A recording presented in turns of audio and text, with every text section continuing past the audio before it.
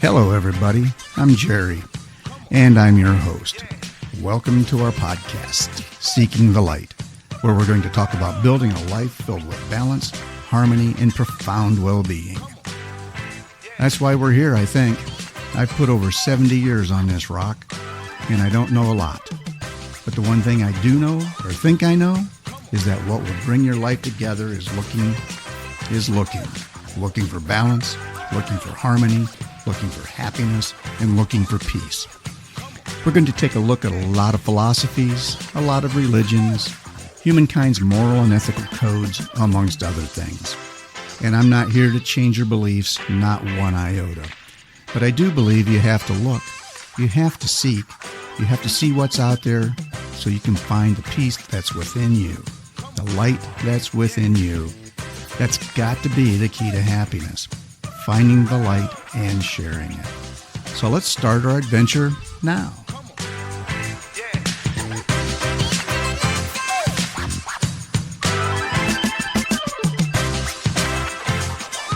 Hey everybody, this is Jerry, and you're listening to Seeking the Light, episode 003, and we're here to talk about seeking a new path, looking for a new way, finding a new spirituality, reinvigorating your old spirituality.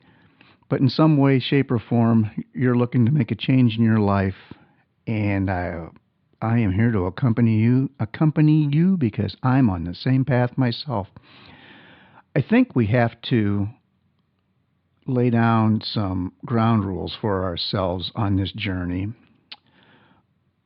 or we're going to run around and bang our heads on some walls and possibly end up not quite where we'd like to be. So I made a list of a few bullet points here, and we're going to run through them and see if they make sense to you. They kind of make sense to me. Number one, we've got to rely on some critical thinking skills. We got to develop a habit of questioning everything. And if your current spirituality leader, whatever they may be called, tells you not to question them because they know, I know, probably ought to question them. But question everything. And always question the motivation behind anyone's message. And why is this being presented to me in this way? What are the biases and what's in it for the person talking to you? So just question everything.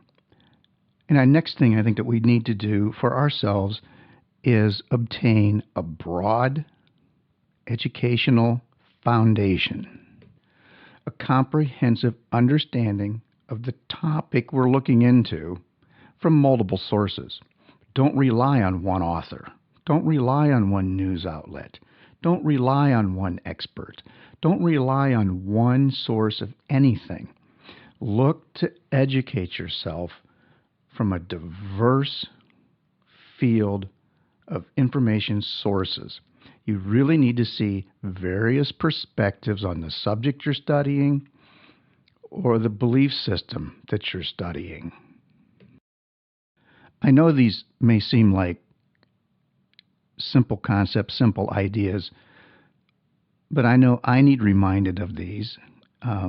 So bear with me. I think we all do. So let's continue with the next point, which I have jotted down is start a reflective practice. Set a time, a regular time every day for some self-reflection. Think about keeping a journal to jot down your thoughts and your feelings on issues that are concerning you today. This can help you understand your inherent biases and how external influences could be affecting your opinions, because different things happen to you every day and you react to those things differently every day. And if you journal your reactions to outside forces, things that happen in the news, things that you read, things that your friends say to you, things that you read on social media. If you journal your reactions, you can start to see what your prejudices and what your biases may be, and that could easily influence your journey to wherever it is that you want to go. I mentioned social media a minute ago, and that brings up the next point, which I just have marked on as limit exposure. Um, it's critical today, as fast as everything's moving in the world, that you stay informed. I get that. So you can't become unplugged. Uh, I had unplugged for quite a while. No news, no social media, no anything. And that's not good because things change very, very, very fast. But you cannot let it overwhelm you and eat your life. So somehow limit your exposure to news, to social media, or anything that can be overwhelming, and you hear a lot of biased conversations, discriminating conversations. Set some time aside. Designate a specific time in the day to check the news and check social media. But please avoid mindless hours of scrolling and hour after hour of the 24 news cycle on cable news. You need to take a deliberate approach, and you can reduce the risk of becoming too emotionally attached to other people's opinions, because that's really what you're getting on the news today, and that's truly what you're getting from social media. I did not want any of my podcasts to become boring recitals of lists, but here and there I think it's kind of necessary. So bear with me, and we're going to move on to the next topic here, which I have jotted down as engage in constructive dialogue. Discussing sensitive issues with others, especially those who have different viewpoints, can really be enlightening. Um, it challenges your beliefs, and it will provide an opportunity for you and the person you're engaging with to refine your thoughts. Uh, Today, this is kind of a tough row to hoe, as Grandpa used to say. So you have to remember to approach these dialogues with an open mind and a willingness to listen, and possibly a discussion of the ground rules before you start your discussion. Begin it with a handshake or a hug, and end it with a handshake or a hug. And you might go into this conversation with 100% different viewpoints on an issue, and you might come out of it with only a 50% disagreement on the issues. And if we all did that, if we reduced the stress and the tension in this country by 50%, what a difference that would make. What a difference that would make. So, it's tough. I try it. I do it. And it can be uncomfortable, but it can be very worth it too. So while you're on this educational journey to help put you on the path of a new spiritual life, recognize and beware emotional manipulation.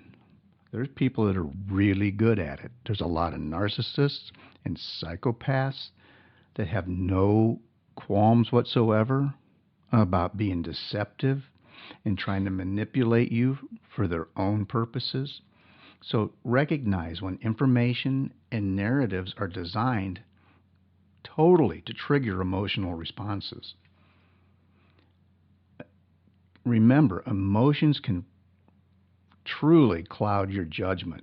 So it's really essential that you're aware of when someone's trying to manipulate your emotions. And it is particularly important when you are trying to seek out mentorship and or counseling to help you on your journey. Be very cautious that whoever you want to work with as a counselor or a mentor offers a neutral perspective and neutral guidance. I don't know how to say this and give due to all the wonderful, wonderful, truly caring, empathetic people out there that have nothing in their heart except a desire to help you move ahead with your life. But there's a lot of complex issues that you're going to want to work through, and you need a mentor that is not going to try to manipulate your emotions on your journey. Now, let's talk about your own biases manipulating you. Human beings are prone to various thought process biases, mind games, you might want to call them, like confirmation bias, which means you favor information that confirms pre-existing beliefs. For instance, what I believe, my family believes, my social group believes, they have always known, done, or believed this. That doesn't make it right, but that's easy for your mind to use to justify a certain path or a certain belief or a certain direction. And the next one could be called experiential biases, relying on immediate examples that come to mind when a subject comes up. For example, let's say you've watched the news the last couple of days and you've seen stories about 3 airplane accidents in that 3-day period. And even though everyone knows flying is statistically far safer than driving, because of your experiential biases based on the news that you've seen, you might feel today that airplanes are particularly dangerous because of those accidents. And those accidents are the first thing that come to your mind because you just saw them. And they pop in your mind every time you think of air travel. So now you're basing your judgment on the most readily available examples and not on comprehensive data. Does that make sense? I hope it makes sense. So you have to be aware of these biases. Just be aware of them. Think through them. Say, oh my God, yeah, I just saw 3 plane crashes on the news in the last 3 days. So, yeah, that's pretty weird, but that's not backed up by statistical data. So just be aware of these biases and how they can affect your decision-making process. So as we conclude today and get ready to move into our meditation, this is a big deal. You've made a decision to try to find a new spiritual path. You want to find who you are. You want to find the peace within you. And, there's some things you need to pay attention to. Rely on your critical thinking skills. Educate yourself. Start some reflective practices. Limit your exposure to the news and social media. Engage in constructive dialogue with people that you don't necessarily agree with. Be aware of emotional manipulation and look for a counselor or a mentor that you can just talk about ideas with. And then be aware of thought biases, the games your own mind plays with you. And when you get down to the bottom line, trust your gut. Trust your gut. You're a lot smarter than you think you are. Your internal thinking processes are a lot more solid than maybe you think they are. Trust yourself. Trust your gut. If this guy seems like a fraud, he might be a fraud. If this thought process gives you an uncomfortable feeling, walk away from it. Trust your gut. And finally, the way to put this all together and to understand you can trust your gut, my opinion is learn to live a mindful lifestyle and learn mindful meditation. Find out who you are. Learn to dismiss negative emotions. Learn to dismiss dark thoughts. Learn to dismiss unproductiveness in your thought processes. Thoughts that just clutter your mind, that mean nothing. Worrying about the fight you had with your sister 3 years ago and she's still ticked off at you. Let that go. You got fired from that job 4 years ago and it's ruined your life. Let that go. You can recover from that if you let that go.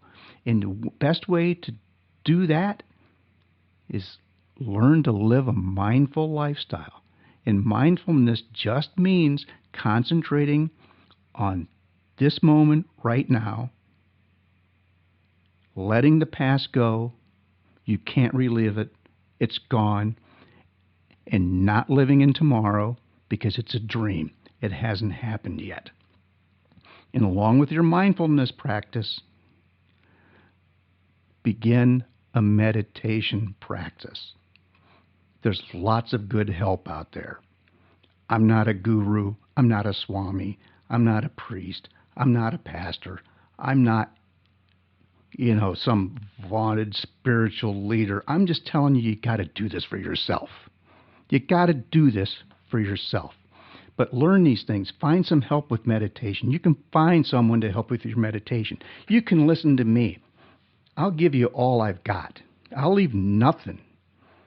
Everything's going to go out on the table. I'll throw up all over the place.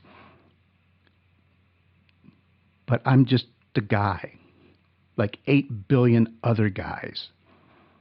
But I'm trying to live the path, and I'd like to see you get on your path to get your life back together.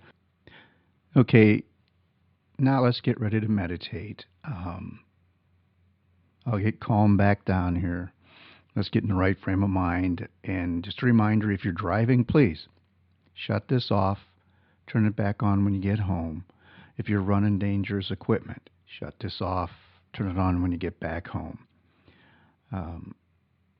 I want you to listen to my meditations. I want you to participate with me, but I want you to be safe. And we play some quiet music, and we do a lot of reflective practices. And the point of this is to get your mind into the meditation. It's not something you can really effectively do multitasking-wise, like driving or running equipment or doing something else at work. So please be safe and turn this off and come back. It'll still be here, and it'll be much more effective anyhow. So if you're ready, let's get going.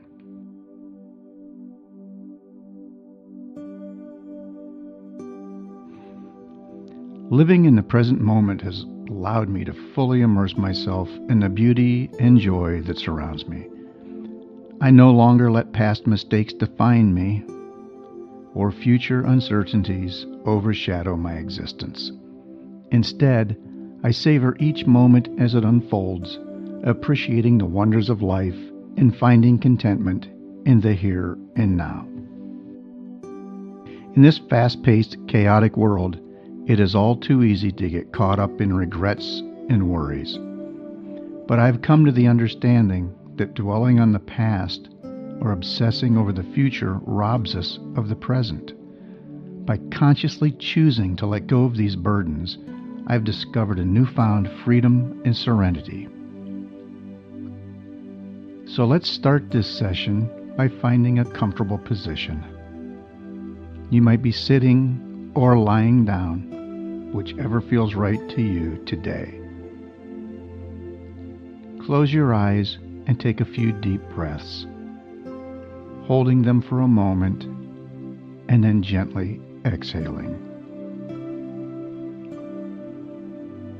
Take a few moments to fully arrive in this space, right here, right now.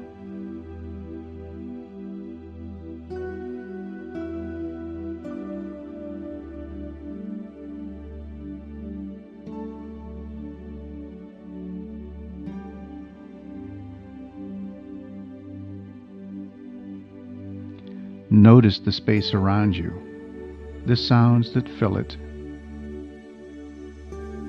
the temperature of the air on your skin, Feel the ground beneath you, supporting and grounding you in this very moment. Let us use this moment to declare our intention. We are here to live in the present, to immerse ourselves in the beauty and joy that surrounds us.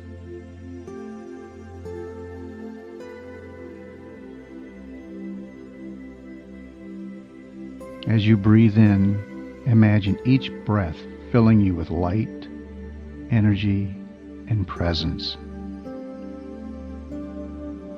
As you exhale, let go of any past mistakes, regrets, or fears that might be holding you back. Know that these past experiences no longer define you. Release them with each exhalation.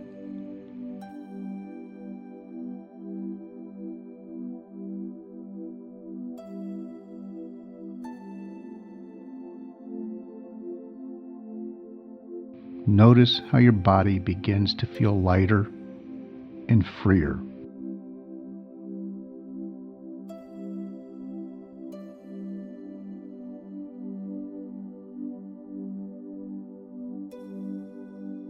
Now, turn your attention to the future. Feel the uncertainties or concerns that may reside there. Acknowledge these feelings, but do not let them overshadow your existence. As you breathe out, release these anxieties into the ether. Realize that you can plan for the future without obsessing over it. As you continue to breathe, feel yourself becoming more and more immersed in the present moment.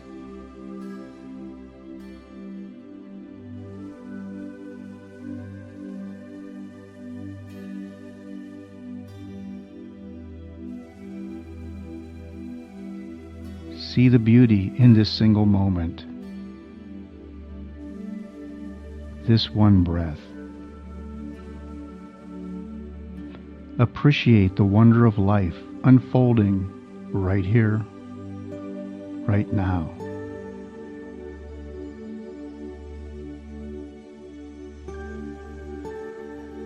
With each breath, you are fully engaged, fully alive in this very moment.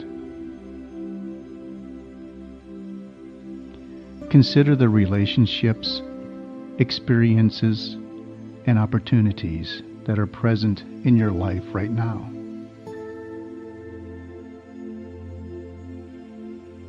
Treasure them. They are the fabric of your life, woven with the threads of every moment you live fully and completely. By living in the present moment, you are cherishing these moments and making the most of the precious gift of life.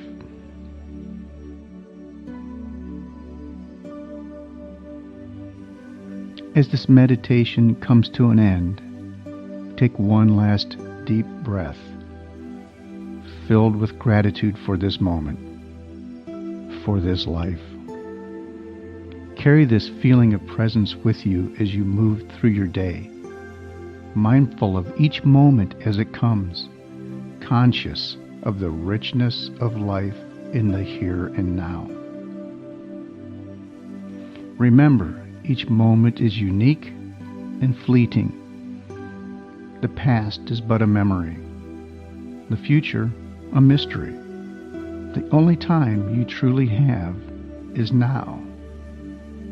Let this knowledge guide you as you navigate through life.